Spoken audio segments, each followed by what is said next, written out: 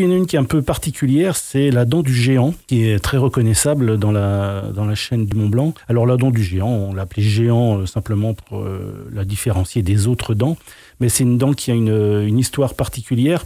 On l'appelle également l'aiguille d'ailleurs du géant, de par sa forme. C'était il y a très longtemps, vers le 8e siècle ou 9e siècle, on dit que sur le col du géant, donc qui est au pied de la dent du géant, il n'y avait quasiment pas de neige et de glace et que les chamoniards passaient le dimanche pour aller à la messe à Courmayeur, de l'autre côté, à pied.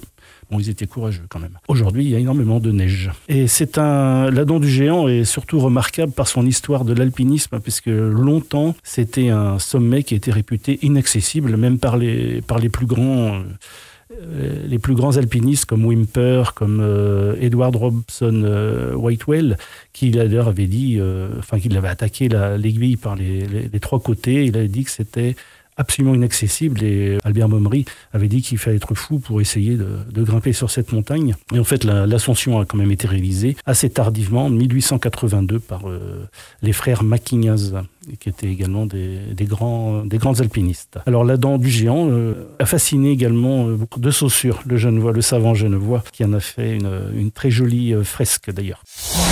Radio Mont Blanc.